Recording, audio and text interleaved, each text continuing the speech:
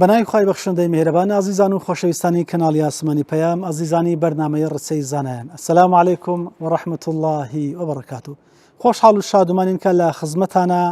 لە بەشی سێمی بەرنامەی ڕسە لە خزمەتی ڕێزار جەنابی مامۆستا مەلا ڕەئوفی شارستێنی لە خزمەتی ئێوەی ئەزیز و خۆشەویستە بەردەوام بین، لەگەڵمان بن بۆ درێژە و تەواوی قسەکانی ئەو مامۆستای زانی کە لە حەڵقەکانی تر ڕابردووە لەسەر پلە و پێگە و پایە و خزمەتی زانای مامۆستا بۆ ئێمەمان دوان. لەگەڵمان من با تەواوی قسەکان ببیستین بۆی کە زیاتر و زیاتر ئاشنای ژیانی پڕ لە سەروەری و پایەی زانستی و پێگەی بەرزی کۆمەڵاتی جەنابی مامۆستای مەرحوم بین. لەگەڵمان بن. ژیان نامەی مامۆستا مەلا ڕەوف شارستێنی، ناوی تەواوی ڕەوف ڕەشید قادر مەولودە، ساڵی 1934 لە گوندی بەرزەدەی دۆڵی جافایەتی لەدایک بووە. لە تەمەنی 6 ساڵیەوە لای مامۆستا محەممەد قامیشی دەست بە خوێندنی قورئانی پیرۆز دەکات. بە مەبەستی خوێندنی زانستە شەریعیەکان چەند ناوچەیەک دەگەڕێت و لە خزمەتی مامۆستایانی پایە بەرزی ئەو کات زانست وەردەگرێ. مامۆستا یادگەیەکی بەهێزی هەبووە و شارەزایەکی زۆر باشی لەسەر جەم زانستە شەرعیەکان هەبووە. لە مێژووی کەسایەتیەکانیشدا زۆر شارەزا بووە. دوجار بۆ خوێندنی زانستەکانی کۆتایی فەقێیەتی وەک مختەسەر، جەمع الجەوامع، تەهزیب الکەلام دەڕواتە خزمەتی مامۆستا مەلا سەید عارفی خورماڵی چۆڕی، هەر لە خزمەتی مامۆستای ناوبراو لە ساڵی 1975 بڕوانامەی زانستی وەردەگرێت. هەمان ساڵ ژیانی هاوسەرگیری پێک دەهێنێت و لە بەرهەمی ئەم هاوسەرگیریە دەبنە خاوەنی 5 کوڕ و 3 کچ. دوا بە دوای بەدەستهێنانی بڕوانامەی زانستی شەرعی لە مزگەوتی گوندی یاغسەمەر دەبێتە پێشنوێژ و وتارخوێن. هەر لە ساڵی 1975 لە بەغدا تاقیکردنەوەی زانستی ئەنجام دەدات و پاش ئەوە بە فەرمیدا دەمەزرێت و پاشان لەم مزگەوتانە بەردەوام دەبێت. گوندی قازان، خانەقای حاجی مەلا عەلی، شارۆچکەی بەرزنجە، مزگەوتەکانی عەلی مارف و شەفیق بەگ لە سلێمانی. لە ساڵی 1984 تا 2005 لە مزگەوتی شەفیق بەگ دەمێنێتەوە و تا ئەو کاتەی خانەنیشین دەکرێت بەردەوام دەبێت لە پیشەکەی. شایەنی باسە مامۆستا مەلا ڕەوف لە هەر مزگەوتێک بوو بێت لە پاڵ پێشنوێژی وتارخوێنیدا مەدرسە و حوجرەی بەردەوامی هەبووە. هەروەها ساڵانی 1995 تا 2008 لە قوتابخانەی شافعی بۆ زانستی ئاینی وانەی وتۆتەوە. شایەنی باسە مامۆستا ئەندامی لیژنەی فتوا بووە لە سلێمانی. دوجار مامۆستا مەلا ڕەوف شارستێنی پاش ساڵانێکی زۆر لە خزمەتی ئاینی ئیسلام لە 4/4 2025 کۆچی دوایی دەکات و لە گۆڕستانی کانیسپی کە لە سلێمانی بە خاک دەستپێردرێت. هەروەها کاتێکەیە یەکێتی زانایان و لیژنەی فتوادا دەمەزرێت لە ساڵی 91ەوە وەکو ئەندامی لیژنەی فتوا خزمەتی کردووە و وەڵامی پرسیارەکانی داوەتەوە لە لیژنەی فتوادا. بەردەوام بووە تا ئەو کاتەی کە هێز و توانای هەبووە. بۆیە لە پاش خانەنشین بوونیش هەر بەردەوام بووە لەسەر پێشنێژی و لەسەر وانەوتنەوە تا ئەو کاتە کە ئیتر هێزی نەمات و توانای نەما ئیتر دەستی لە کارەکەی هەڵگرت. لە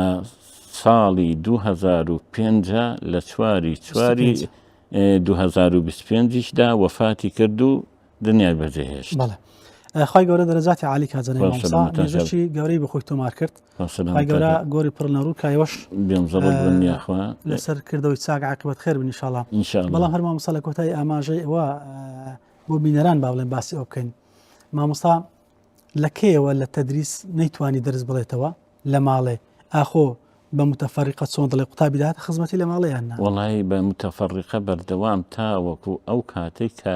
هێزی هەبوو و چاوی دەبینا. زۆر جاران چاویشی نەئەبینا. من مەتنەکان بۆ دەخوێنەوە ئەو شەرحی دەکرد تا هێز و توانای هەبوو. ئیتر زۆر حەزی خانوەکەی ئێمە دوو قات بوو. قاتی سەرەوە زۆر جاران ئێمە دەمانوت باوە ئەمە بۆ تۆ زۆر ناڕەحەتە، ئەم هەموو قادرمانە ئەبڕیت و ئەچیتە سەرەوەی بوو بەخوانەوەڵا تاوەکو لەگەڵ خوێندنەکەی بەردەوام بم من بەوە دڵنیە بەوە ئاسوودە قوتابی دەبردە ئەوێ بەڵێ قوتابی دەچوونە قاتی سەرەوە ئێمە زۆر جاران دەمانگوت بۆ قاچ و قلت تۆزێ بێهێز و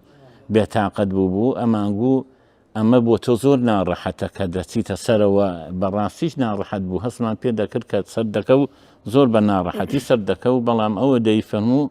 تا هێزم تیابێ من لەم کارە بەردەوام دەبم. دەست خۆش مامۆستاکە شتێبی لە کوتایی سواسی جەناب دەکەن. سەلامەتەکە ئێمەش دەستخۆشی لە بەڕێستان دەکەین ئەرکوماندووبوونتان کێشا سپاستان دەکەین بە تایبەتی ئەم بەرنامە کە هەڵدانەوەی لاپەڕەی ژیان و مێژووی زاناکان کارێکی زۆر پێویستە کە ڕەنج و ماندووبوونی ئەوان لە بەرچاو دەگرن. خوای گەورە نمونەتان زۆرکە یاخوا بەخێر بێن سەر چاومان و سپاستان دەکەین.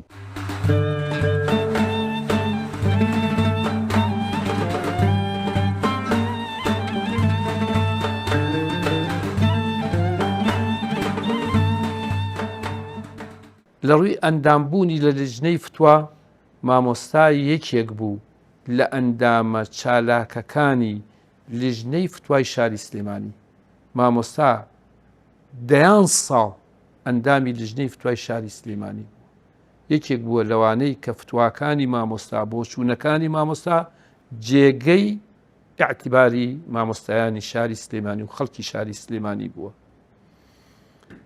مامۆستا لەگەڵ ئەو تەمەنەیە مامۆستا تەمەنێکی پڕنورینی پڕبەرەکەتی بەڕێ کرد. مامۆستا لەگەڵ ئەو تەمەنەیە هەرگیز تا ئەو کاتانەی کە نەخۆشی ئەژنووی پێدادا و ناڕەحەت بوو مامۆستا بۆ چرکە ساتێکیش هەستی بە ماندووبوون و بێزاری نەکرد لە خزمەتی دین و لە خزمەتی زانستە شەرعیەکان و لە خزمەتی وەڵامدانەوەی پرسیارەکانی خەڵکی کوردستان. مامۆستا هەموو تەمەنی بەکاری مەلایەتیەوە بردوۆتە سەرەوە. تەمەنی مامۆستا سیرکەی چە دەیان لادێ کە مامۆستا لەوێ مەلایەتی کردووە لە مزگەوتەکانی شارە هەموو تەمەنی مامۆستا بە مەلایەتی بە تەدریسی زانستە شەرعیەکان بە بەشداری لە فتووە بەڕێنمونی موسڵمانان مامۆستا بردوۆتە سەر. بۆیە جەنابی مامۆستا مەلا ڕەئوف یەکێک بوو لەو مامۆستا گەورانەی کە خزمەتێکی جوانی بە ئاینی پیرۆزی ئیسلام، خزمەتێکی جوانی بە خەڵکی موسڵمانی کوردستان، خزمەتێکی جوانی بە حوجرە و مزگەوت و فەقیان کرد. بۆیە ئێمە وەکو ئەندام وەکو ئەنجومەنی باڵای فتوان و سینگەی سلێمانی بەڕاستی داواکارین لە خوای پەروەردگار کە خوای گەورە زیاتر پلە و پایی لە بەهەشتا بەرز کاتەوە بخاتە ژێر سایە و سۆز و بەزەی خۆیەوە و کوڕە بەڕێزەکانی مامۆستایش زیاتر لەسەر ڕێبازی مامۆستا بەردەوام بن و دوعای خێر و تەوفیقیش بۆ ئێوەی بەڕێز دەکەین. والسلام عليكم ورحمة الله وبركاته.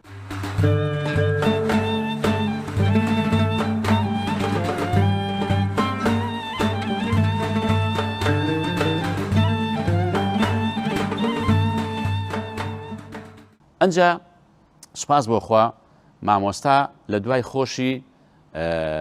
کوڕکچی باشی بەجێهێشت مناڵەکان، چونکە ئێمە کۆمەڵێک مامۆستامان هەیە بە کوڕکچەکانیەوە عیبدار بووە. مامۆستا مەلا ڕەئوف خوا لێی خۆش بێ هەم کوڕەکانی هەم کچەکانی و مناڵەکانی بنەماڵەکەیان یعنی جێگەی شانازین بۆ ئەوانش کە تێکەڵیان دەبن و بۆ خۆشی لە دوای خۆی سەدەقەی جاری بەردەوامە پەروەردەیەکی باشی مناڵەکانی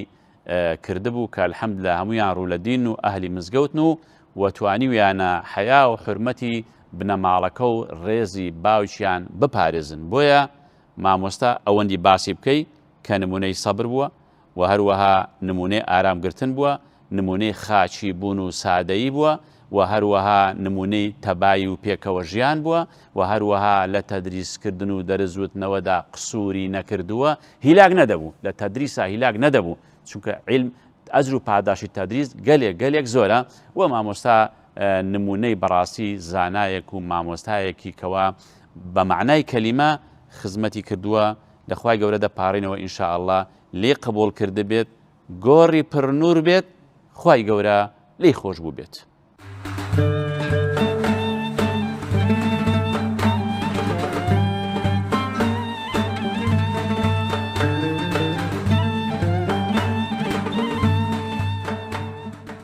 باسی هیچ یعنی مەجلیسی مامۆستا مەجلیسی غیبەت نەبوو. ئەگەر فەقیهەیەک دەرسی خوێن بێ و چاک نەی خوێن بێ لای مامۆستایەک ڕۆژێ لە ڕۆژان مامۆستا نێو دەڵات تۆ ئەو مامۆستایە جوان دەرسی پێنەوتوی. هیچ کات من یعنی دیارە تەمەنێکم هەیە و لە خزمەت زۆر مامۆستا ئەم شارای خوێنمە وەکو ئاکادیمیش با بڵێن دکتۆرایەکم هەیە زۆرجار بەعزێ مەجالیس قسەی تیا ئەکرێ و بەعزێ باس و خواس و پەڕەهەڵدانەوە لەسەر ژیانی هەندێک کەس ئەو مەجلیسانی مامۆستا ئەویتیانە. خاڵێکی کەکەوەی فەقێ خۆی ئەبوایە هەڵی هێنجانایە لە ژیانی مامۆستا سەغی تەبیعەت بوو. هەر کە دائەنیشتین لەگەڵ ئەوەیە کە هەمومان ژیانی مامۆستایانی کوردستان شارەزاین بە تایبەتی مامۆستا مەلا ڕەوف کە با بڵێن توانایەکی مادی وای نەبوو. بەڵام کە دائەنیشتین وەک فەقێکە واجب نەبوو بەسەر ئەوە چا حازر بوو. یعنی ئەگەر نەڵێم بە مبالەغە فەقێ لە ماڵ و چای ناخوارد ئەچوو بەوێ چایە خوارد. بە چەند بە دەوری 12 قادرمەیە مامۆساژن یایەکی لە مناڵ ئەوانەی کچان یا کوڕان چێ لە ماڵ بوو بێیان هێنا کە لە ناوەڕاستی دەرسەکە ئەنجا میوەی ئەهێنا. جاری وا هەبوو یەک خەیار و یەک پرتەقاڵ هەر ئەو نە لە سەلاجەکەیا بووە بەس الجود وەکو عەرە بڵێ الجود من المەوجود سەخی تەبیعەتی لەوەی کە لە بەردەم و لە بوونا هەیە ئەوەی ئەهێنا. یەک کەس شک نابم بڵێ من یەک دینارم یا قسەتە خزمەت مامۆستا لە بەرامبەر دەرزوتنەوەیەکە کەواتە دڵە گەورەکەی سەخی تەبیعەتەکەی ئەو نەفراوان بوو. یعنی دڵ و دەستی بەخشینی علم و بەخشینی با بڵێ معنەوی و مادیەکەی لە وەسف نایە. یعنی پێی خۆش بوو میوان بەدڵی خۆش بچێتە دەرەوە. حەج کاتێک تۆ میوان بوویتایە نەی ئەهێش بەناو ینی ئەگە خەوێکی ناخۆشیش ببینایە ئەو ئیشەڵا خێرە بێ بۆ بەعزێ کەس کە یعنی چۆن کەسێک کاتە لای ئیبن عەباس فەرمی ئەمەوێ کەسێ بکوژم ئایا تەوبەم هەیە فەرمی تەوبە و نییە. کەسێککە هاو فەرمی تەوبە و هەیە وتیان بۆ دوو وەڵامەیایەوە وتی ئاخر ئەوەیان کەوتم تەوبە و نییە نەیکوشت بوو بەتەما بوو بچێ بیکوژێ. بەس ئەمەی کە وتم تەوبە و هەیە وتم با ناومێت نەبێ لە ڕەحمی خوا ئەم کوشتە بووی. مامۆستا مەلا ڕەوفی جوا بوو یعنی مەفاسید و مەساڵح و بەراوردی با بڵێن فقی ئەولەویات و فقی ضرورات و فقی موازنات و فقی میزان و ئەمانەی بەپێی عەقڵی ئەو کەسە جواب هەیە. یعنی ئەو پرسیارانەی کە لە مامۆستا کرا لە خەوێک بۆ نمونە ئەزانی ئەو حاجی حەزی لە دەوڵەمەنی ئیشەڵا دەوڵەمە نەبی ئیشەڵا ئەزانی ئەو کچە ینی ئێوە شوو بکات ئەی فەرموو ئیشاءڵڵا بەختێ باشە بێ. یعنی قەت کەسی ناومێد نەئەکرد. یعنی لە پێو بووتایە ئەم بوارە چۆنە لەو بوارەیە مامۆستا ئەو نە گەورە بوو ئەو نە عەقڵیەتی تەرجیعی زۆر بوو نە من نەغەیری من ناتوانین لە خزمەت تەمەنی مبارەکی مامۆستایە قسە بکەین چکە تەمەنەکەی ئەوە پڕخێر بوو ئەوە بەرەکەت بوو کە هەتایە خوێنکارەکانی هەر کارێکی چاکە بکەن لەگەڵ ئەوەی بەشی دایک و باوکی خۆمانی تایە و بەشی مامۆستاشی تایە خێرێکی نەبراوە. سەلامی خوا لێ بێ مامۆستا مەلا ڕەوف لەو ڕۆژەیە کە لە دایک بووی. سەلامی خواد لەسەر بێ مامۆستا مەلا ڕەوف لەو ڕۆژەیە کە وفاتت کرد. سەلامی خواد لەسەر بێ مامۆستا مەلا ڕەوف کە لەو ڕۆژەیە زیندوو ئەکریتەوە و ئەبی بە یەکێک لەو کەسانەی کە لە حوزوری پێغەمبەر و چاکان و پاکانی ئەم ئومەتەیە حەشر ئەکری بە زۆر دەلیل کە ئێستا کاتی نییە کە تەنانەت کەرامات و قشتی زۆر گەورەشی لێ ئەجێڕنەوە.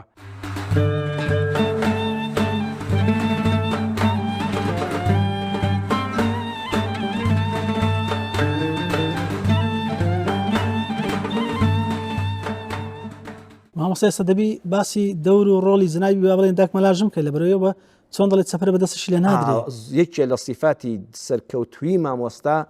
کە عەرزم کردی بە معاشێکی کەم بەوەی بە نەفسیەتێکی بەرز بیرم نایە مامۆستا ڕۆژێ لە ڕۆژانی خوا تەکلیفی لە هیچ دەوڵەمەندێکی کردبێ یەک تاکە 250 دیناری یان لە دیناری ئەسڵی قەدیمەوە بڵێ سویسری 1 دیناری مەسئولێک لە هەموو تەمەنیا حیزبێک نەچۆتە ماڵی مامۆستا بەعزت نفسەوە ژیا و بەسەروەرزیش وفات بڵێ کرد. من ڕۆژە دینارێکم داوەتە ئەو پیاوە دەوڵەمەندێک بڵێ مامۆستا چاوی لە دەستمەوە بۆ هاوکاریم کردو مەگە خۆی یعنی وەکو حرمەتێک ئەویش مامۆستاوی کە پەیدای دەکرد بە دڵنیاوە هەمووی دیسان دەبەخشیەوە لە خزمەتی فەقیر و هەژار و دۆست و خزم و سیلەی ڕەحم کە دەچوونە ماڵەکەی چۆڵ نەبوو بەردەوام شوویە ماڵی بەڵە بەرەکەتی خۆی تێک بەڵام گەورەیەکەش بەڕاستی بە داگمەلاژن دەگەڕێتەوە جارێک داگمەلاژن بۆی جێڕامەوە وتی مەلا فەدی لە دەیەک مەلا بووین کە چوین تازە جەنابی مامۆستا لێ بوو بە مەلا منداڵەکانیش بچووک بوون داگمەلاژن فەرمووی میوانێکی زۆرمان هاتن کەیە وەختی بانگی نیوەڕۆیە وکاتە تەلەفۆنوانە نەبۆ سارنەوە بە پێ هاتن پیا و ماقوڵان و مامۆستای سێ چوا گوندوانە هەموو کۆبوونەوە بۆ بەخێراتنی جەنابی مامۆستا مەلاڕۆفی داگمەلاژن فەرموویمەش تازە چوو بووین فریان نەکەوتم تەندروشتی بکە نان بکەم نانی تازە بکەم میوانی ناوەختە میوانێکی زۆر ناوەختە و میوانێکی زۆریش فەرمووی باوەڕکە هەتا مامۆستا لەگەڵیان چۆن نوێژی نیوەڕۆوانم بە پەلەڕام کە دوو هێلکە لەو ماڵی دوو هێلکە لەو ماڵە مستی ئار لەو ماڵە هەندێک ڕۆن لەو ماڵە نانی تەشتەکەمان زۆر کەم بوو نانەکە کەم نەبێ 4-5 نان نەم ماڵە 4-5 نان لەو ماڵە ئەو کاتەش هەر خەڵکیش بەعام فەقیر بووە فەرمووی هێلکەڕۆنێکی زۆرم دروست کرد دوای زۆر عوزرم بۆ مامۆستاکان هێناوتم وەڵڵاهی بێت و بمزانیا بەرەکەتی وەکو ئێوە دێ بەخوا حیوانمان سەر دەبڕی شکر هەموو شتێک هەیە فەرمووی میوانەکان زۆر بە حرمەتەوە بەڕێکران و ڕۆیشتن بۆ هێلکەڕۆنە ئەوەندە بە شادمانی بەڕووی خۆش و بە بەخێراتنەوەوانە تامی جیسکێکیدا فەرمووی دوای چەماوەیەکی زۆر بە مامۆستا مەلاڕۆفی نەوتبوو ئەرێ یان تۆ ڕەبێ تۆ حاڵ دوایە هێلکەڕۆنێکمان پێ حازر ناکرێ ئەم میوانداریە لە چییە زەشنیوای قبولی ناکەوە ئەبێ هەموو شتەکە شەبێ هێشتا میواندارێک بەتابەت لە ئێستا باڵێ لە ئێستادا فەرمووی نانم زۆر کردبوو مامۆستا فەرمووی چیەکەی بە خاوسەری مامۆستاژن فەرمووی وەڵا ئەو نانە بۆ ماڵی فڵان کەسی دەبمەوە بە قەرز سێنام و ئەوەندە نانە بۆ ماڵی فڵان کەسی دەبمەوە و هێلکەم کۆ کردوێتەوە دوو هێلکەی فڵان کەس ئێمە قەرزاری کوێین ڕۆژە لەبیرە ئەو هەموو مامۆستا و پیا و ماقوڵە هاتبوو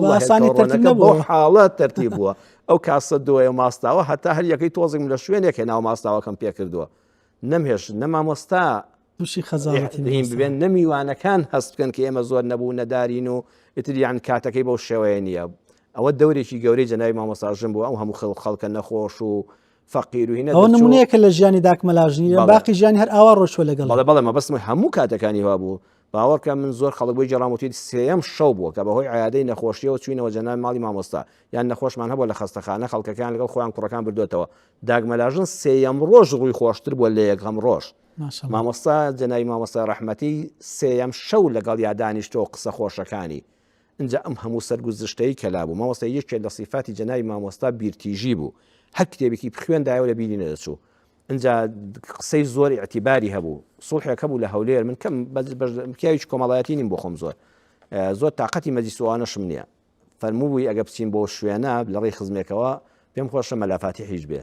منتم وڵای لە ڕوون نایە لە خزمەت جەنابی مامۆستا بڵێم نایەم باوەڕکە چوین لەوێ هەر بە تەکلیفی جەنابی مامۆستا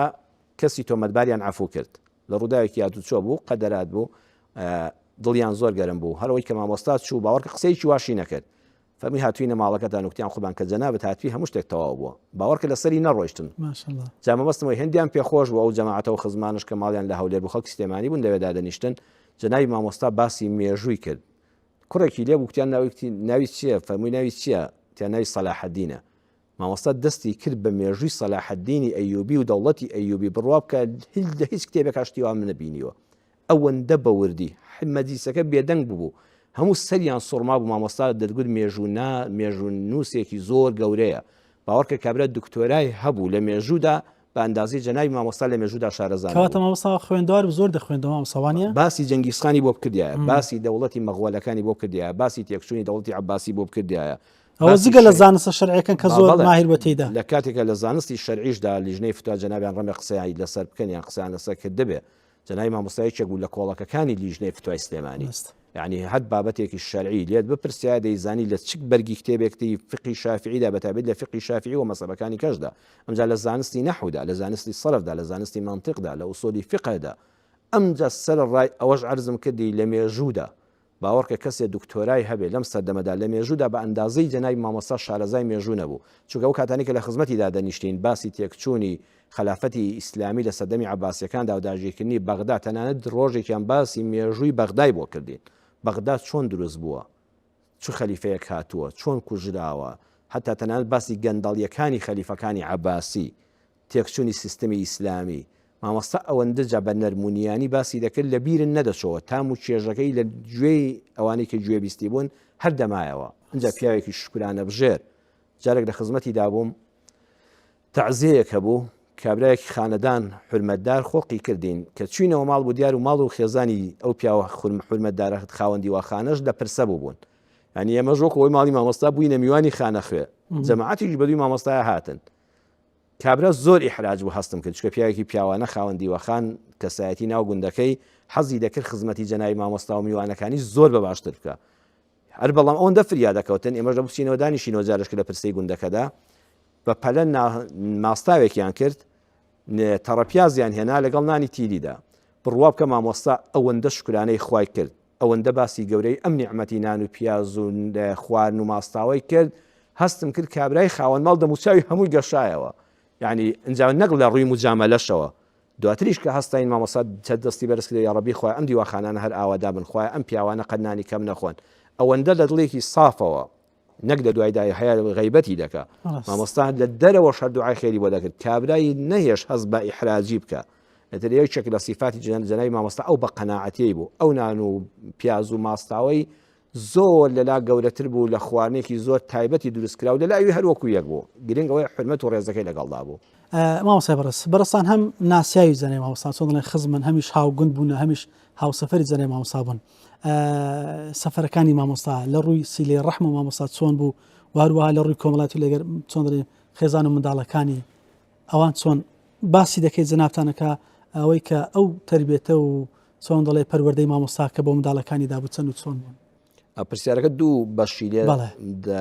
تێدەگەم یەکەمیان ئەوەیە لە ڕووی سیلێ ڕەحمەوە مامۆستا زۆر خزم دۆست بوو و وەکو وەفاداریەک دەڵێم دوعای خێرمان هەیە مامۆستا لە جیاتی ئێمە خوا پاداشی بداتەوە لە بەهەشتی بەریندا منەوە سەرەتای مەلایەتیم لە گوندی حاجتان لە موغاخ لە کەڵەکن چوونم بۆ شارباژێر بۆ مەریوە بۆ هەمووی جەنابی مامۆستا لەگەڵ مابووە لەبەرچی بۆی بمناسیێنێ بە خەڵک من کابرایەکی تەمەن 21 ساڵ ئەو کاتە ینی مامۆستا ناسراو بوو لەو دڵنیاییەوە لە هەست شوێنە کە جەنابی مامۆستا بیفەرموایە فڵان کەس باش مەلایە ئیتر تەواو خەڵک قبوڵیان بوو لە هەمویاندا بۆ هەمیشە سوپاسی جەنابی حاجی شێخ جەلالی گاتی یعنی مامۆستا لەگەڵ داتە مزگەوتەکان کە دەڕۆشت دەهاتم اینجا مامۆستا بۆ عەزەمەت و گەورەی خۆیەوە وتاری جومعە من لەوێ دەمدا دەیفەرموو جا بۆ پێکەنی زۆرجا دانیشتنی فەرموو مەلایەکم بۆ هێناون خەڵکینە خزمینە شەڕە مەلای پێ بکەن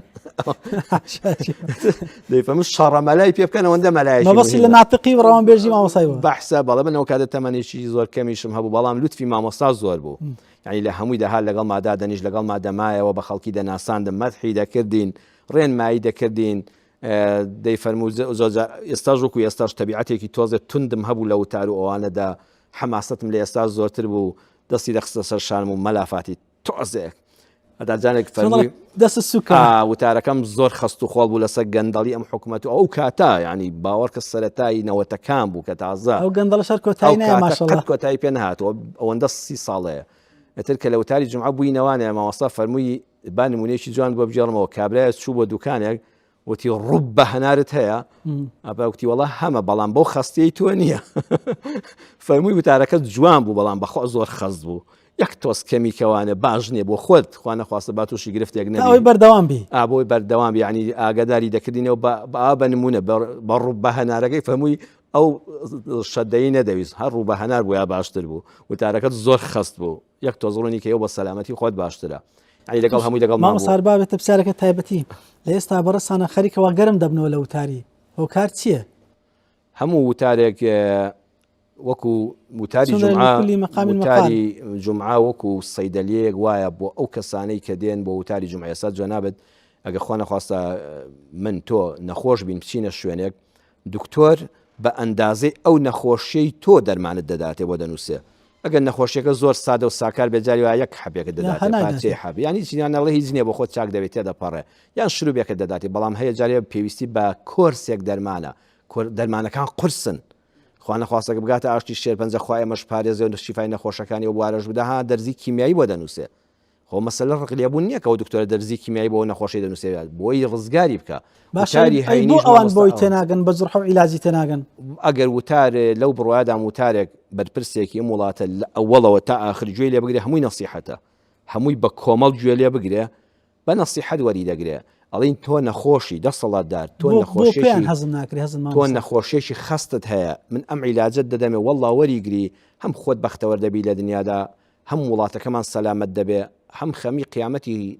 تۆشمەت دە قیامەتە بەدبەخت دەبی هەم فرێدرێز بڵدانی مێژۆوە وتاری مامۆستای ئاینی باوەڕتان بێ هیچ مامۆستایەکی ئاینی فەضیحەت نییە ئێمە دوورین لە شکاندنی خەڵک و دوورین لەوە خوا نەخواستە خۆمان عرزکەین و خۆ بنوێنین پێویستیمان بەوانە نەک هەر نابێ هەبێ ئەبێ کە چوینە سەمینبەر پەنا بگرین بە ئەڵڵا سوبحانەهو وتەعالە کە لە ماوەسەمە لە ڕیفیشەوە فێر بووین هەر کارێکمان کرد هەر وشەیەکمان وت تەنها ئەڵڵا خۆیان تۆ ڕازی بیبەسە بەڵام ئەگەر وتارێک بەرپرسێک هەموو گوێ لە ڕابگرێ من لەو بڕوایەدام بە نەسیحەت وەری دەگرێ بەڵام جار هەیە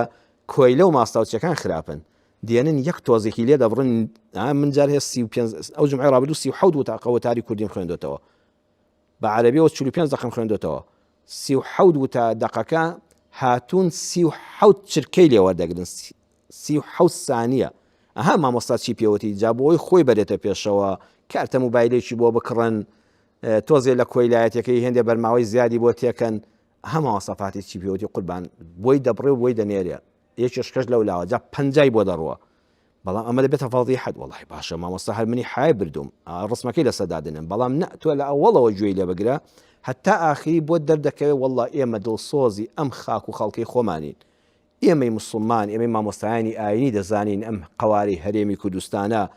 بە خوێنی ئەو هەموو ئەنفالە بەو هەموو شەهیدە بەو هەموو ماڵوێرانیە بە دوعای ئەم هەموو مامۆستایە بەو هەموو دایکە سەرسپێی کە نانی داوە بە پێشمەگە هەتا ئەم قەوارەیە دروست بووە وەڵای پێمان حیفە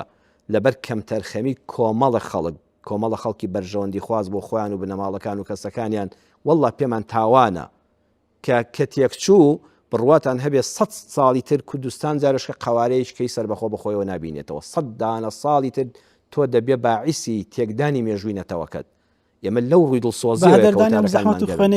ئەو هەموو زەحمەتە لە پێناوی چیدا لە پێناوی تا تۆ زۆرتر بخۆی کە زۆرتریش ناخۆی هەر ئەوە دەخۆی کەواتە منێکت هەیە لە دوای دەلەوانێ منداڵەکان نەفرەتیشت لێ بکەن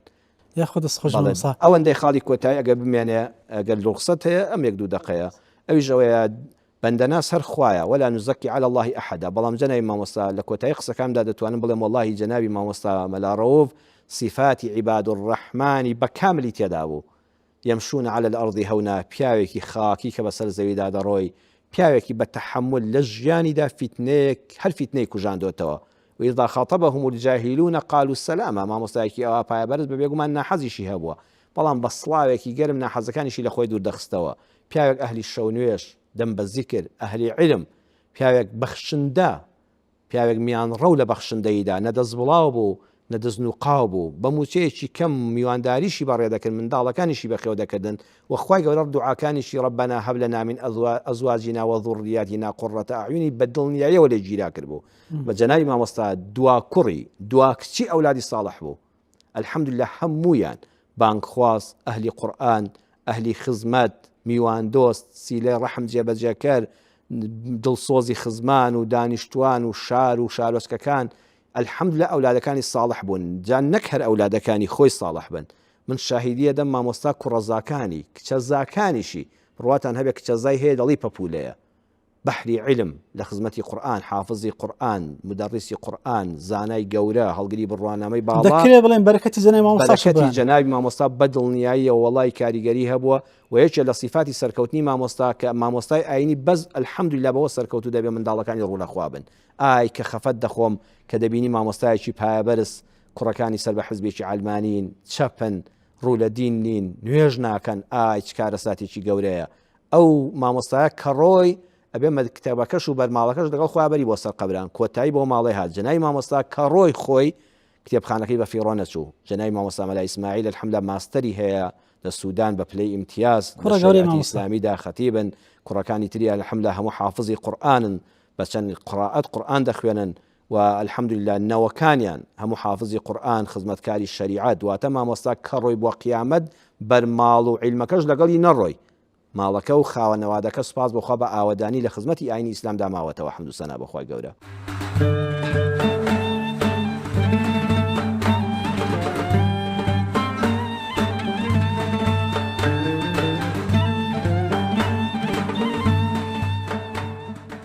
بەڕاستی خۆشەویستی مامۆستا مەلا ڕەو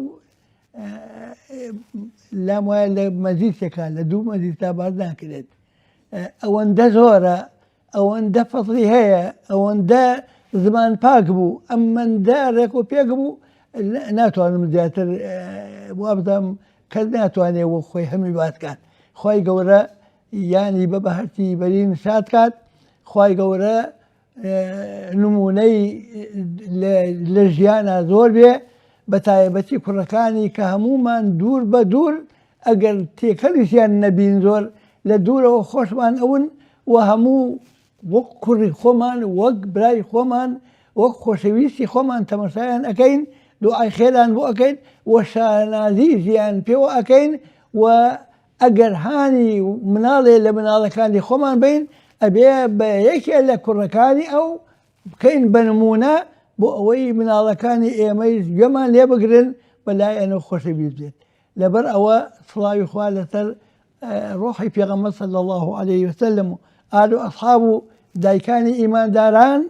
ڕەحمەتی خۆیان لێ بێ خۆیان لێ ڕازی بێ هەموو ئەصحابی کرام هەموو خوێنەوارانی ئەنسار و ئەتباعی ئەوان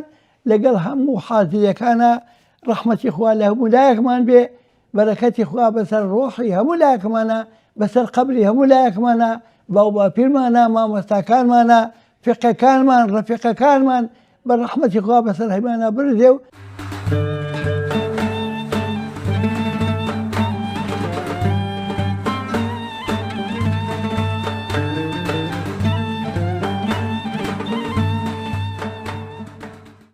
نەمان بینی ئەم مامۆستا بەڕێزە ڕۆژێ لە ڕۆژان بۆ باشکردنی ژیانی خۆی تەنەزولێک بکە یا واز لە دینەکەی بێنێ یا دینەکەی بکە بە پردێک بۆ گەیشتن بە مەرامە دنیایەکانی حاشا بەڵکو خۆی کرد بە مۆمێک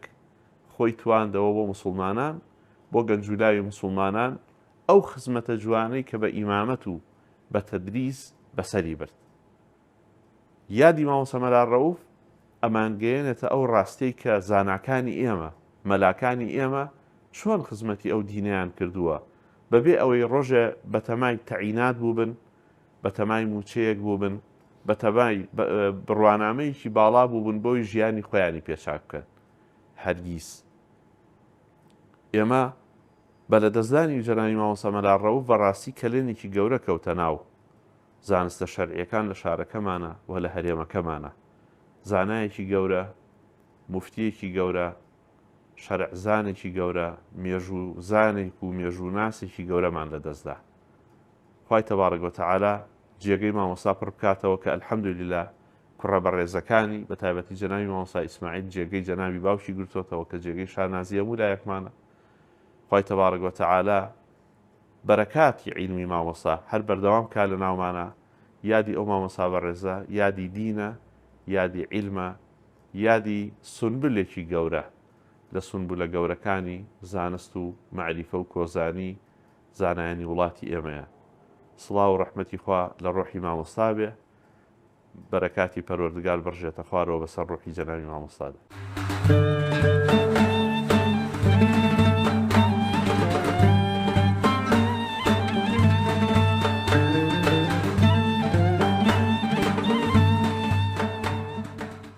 و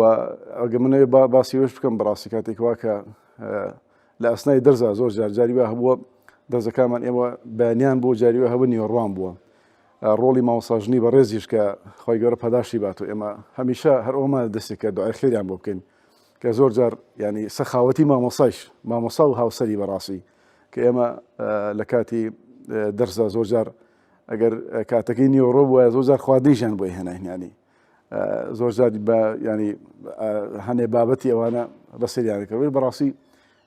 لایانی سەخاوەتی لایانی بەخشندەی مامۆستای بەڕێز دەڕەکە ینی هەتەنها جانبێکی پێوە دیار نەبوو ینی ئەمە لەسەری بدوین لەسەری قسە بکەین بەڵکو لایانی علمی لایانی ئەخلاقی لایانی پەروەردەی لایانی بەخشندەی و سەخاوەتی مامۆستا توانایەکی زۆری هەبوو بەڕاستی ئێمە ئەوەی کە بتوانین کە لە دوای خۆیەوە کە بۆی ئەنجام بدەن یەکەم دوعای خێر و دووهەمیش کە هەر وتە و قسەیەکەوە کە پێشکەشەکەین سەدەقەیەکی جارێ بۆ مامۆستای بەڕێز و بەڕاستی مامۆستای بەڕێز دەستێکی کارامەی هەبوو کە ئەوەش ڕۆڵێکی گەورەیە نیسانی ئەوەیە کە خەڵکی عادی و ئاسایی پێگەێنێ یا ئەوەیە کە خەڵکی پێگەێنێ کە ڕۆڵی هەبێ کە لە خزمەت و پێگەاندنی کۆمەلگا دەوری هەبێ کە بتوانێت جەماوەرێک هۆشیار بکاتەوە کە بتوانێت کە بە تایبەتی ڕۆڵی مامۆسای ئاینی ئەوە بووە هەمیشە هۆشیارکردن و ئاگادارکردنەوەی خەڵک بووە. بەڕاستی مامۆسای بەڕێز خۆی پرگار پلەی بەرزکە بەتوانە و شارەزا بووە لە هەموو بوارەکانە ئەو زانست و توانایی هەبووە.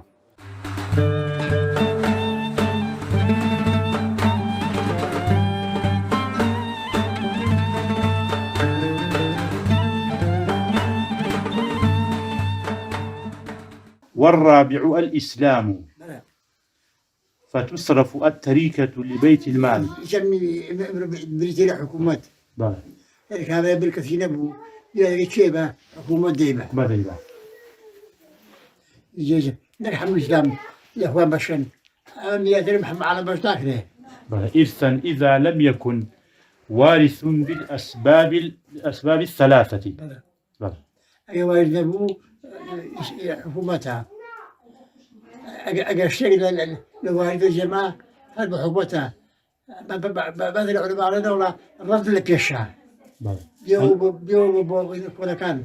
برد بويشة. الرد فيش حكومتك به. أجا حكومتنا عدم به. أجا حكومة عدم جو. هذا اللي جوا خشكا أجريه. إمام الصلاة خصب نزيه بو. كذا. خصب نزيه بو. ذوي الأرحام. يجي وارثة. عند الرب ذوي الأرحام ما بس فيه. ذوي الأرحام. الحكومة كيف ذوي الأرحام كذا. رد بو ذوي الأرحام. ذوي الأرحام نزوف الله نعف بيع. هشامية. بەڵێ بینەرانی عزیز و خۆشەویستی ڕچەی زانایان ئەوەی بینیتان و بیستتان وتەی ئەو مامۆستا عزیز و خۆشەویستانە بوو کە لە خزمەتی جەنابی مامۆستا شاد ببوون هاو شانیانی لە لیژنەی فتوا قوتابی عزیزەکانی ناسیا و کوڕە گەورەی جەنابی مامۆستا ئەو مزگەوتەی کە لە دوامەوە شەوەیە مزگەوتی شەفیق بەک کە مامۆستا 30 ساڵ ئەلەو مزگەوتە لە میحراب و مینبەرە خزمەت گەلێکی زۆری کرد وە لە ڕووی کۆمەڵایەتیشەوە دەور و ڕۆڵ و کاریگەرێکی زۆری بینی ئێمە دەخوازین کە جەنابی مامۆستای مەرحوم ئێستا شوێنی لە بەهەشتە بەرزەکانی خوا بێت و تەمەنی قوتابی و کوڕ و کەسە نزیکەکانی درێژکە لەسەر کردەوەی چاک واروەها ئەوەی کە باس کرا لە ژیان و سەربردەی جەنابی مامۆستا بوو بێتە مایەی جێگای عیبەر و دەرس و پەند گەلێکی زۆر بۆ ئێمەمان سوپاسی بینەریەوەی عزیز و خۆشەویستی شەکەین کە تا ئێستا بە دیار بەرنامەکەمان مانەوە ئەسپاردەی خوداتانەکەین کە سپاردەوە زایە ناکات. سەلام عەلەیکوم وەڕەحمەتوڵڵاهی وبەڕەکاتوه.